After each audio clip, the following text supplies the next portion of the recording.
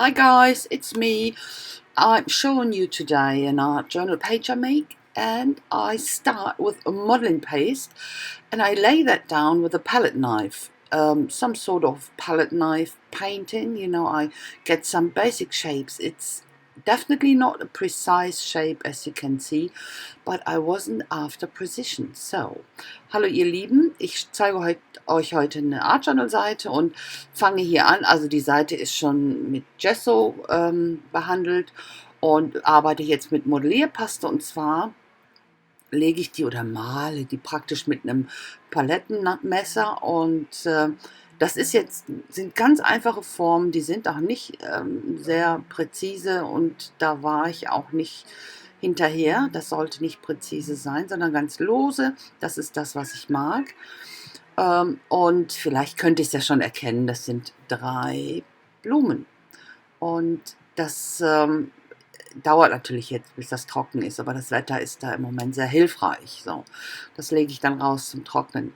That takes a moment to dry, of course. It's very thick on some areas, but the weather helps a lot at the moment. It's boiling hot. So, laying some colors down. Definitely my favorite colors I'm using here, very loosely.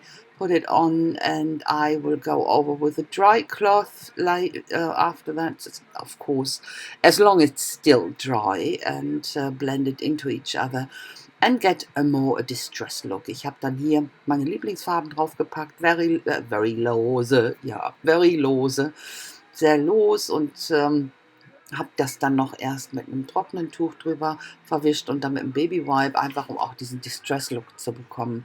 Jetzt mache ich ein Glazing, das heißt, ich nehme das Glazing-Medium mit schwarzem Acryl 1:1, vermische das, und dann gehe ich über die erhabenen Stellen, einfach um dann hinterher, wenn ich das wieder entferne, mit einem Baby-Wipe hier und da dunkle Stellen zu bekommen. That's a glazing I'm doing here. Mixing it 1:1 with black acrylic paint, and then go over this raised areas and where I want to have a bit of darker areas here and there, and remove it first not properly, but most of the stuff I remove on the surface, so with a baby wipe, and only have some black spaces in the depth. So now I start with some colors with my finger. I really like to do that, and most of the times, I must be honest, I'm just too lazy to clean my brush afterwards, so it's always easier for me to use my fingers. So ja, but that's okay. Ich habe dann hier mit ein bisschen Farbe angefangen, hier und da Farbtupfer einzubringen, mache das mit meinen Fingern. Ich mache das sehr gerne, so die direkte Farbe zu fühlen, und finde ich einfach schön. Aber ich bin auch teilweise zu faul, einen Pinsel dann hinterher sauber zu machen, muss ich ganz ehrlich sein. So, und jetzt kommt noch ein bisschen Weiß hier auf die Blumen, und dann nehme ich noch ein bisschen Grau. Das ist jetzt so ein Prozess, wo ich dann einfach immer Schichten arbeite, und dann gucke ich einfach, was mir gefällt. Einfach, um auch ein bisschen mehr Dynamik reinzubekommen, als hättest du nur eine Schicht Farbe. Und das sieht teilweise recht langweilig aus, so in diesem Bereich, gerade als Art Journal Page. Und deswegen einfach immer wieder ein paar Schichten, und bringt einfach mehr Dynamik und Leben rein. I start on the flowers with white and grey.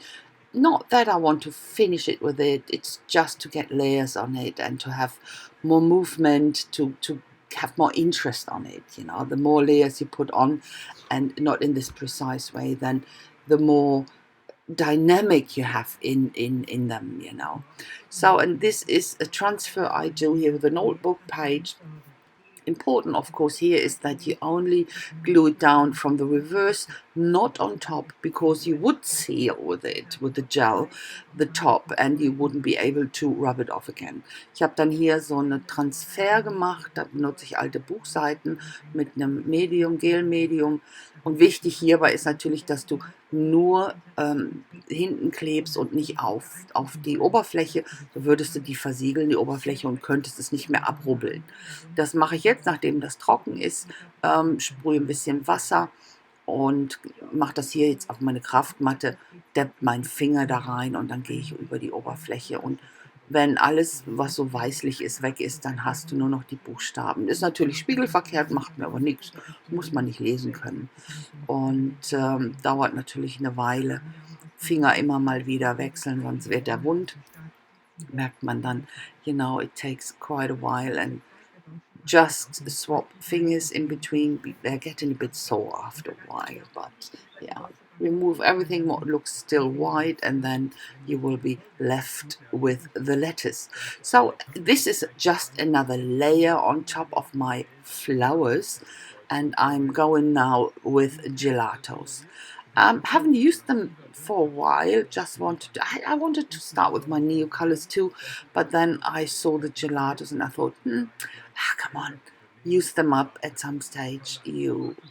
Yeah, I still have that many and hardly ever use them. So, but as I said, still another layer, and go over with the gesso, and that will definitely make it more pastel-y and will seal it, because gelato is definitely not permanent, it's water soluble. So, but with this way you will have it permanent then.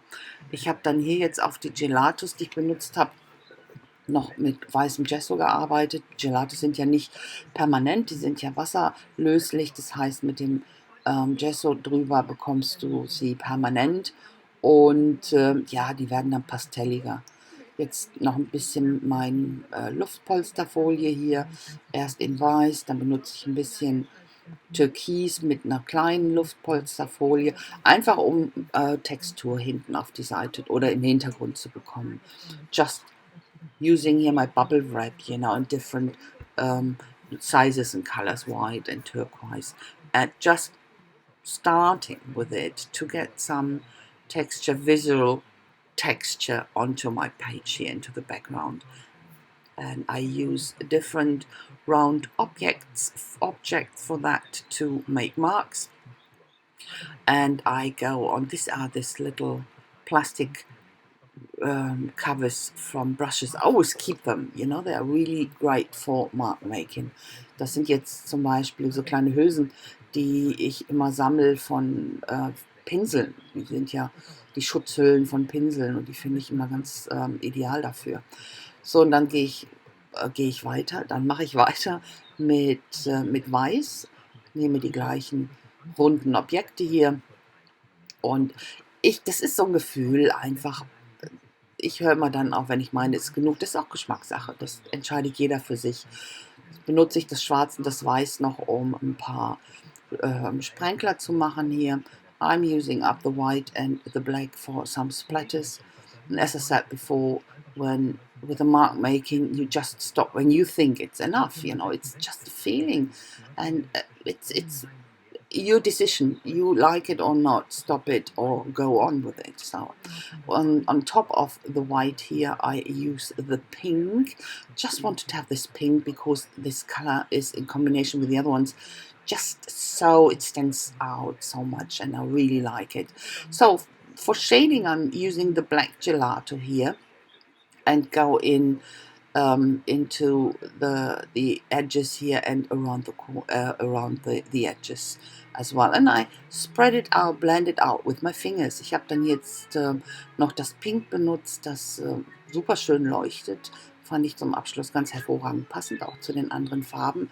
Und zum Verblenden hier, Schattieren, benutze ich das Schwarze und verblende es auch mit meinen Fingern ganz einfach.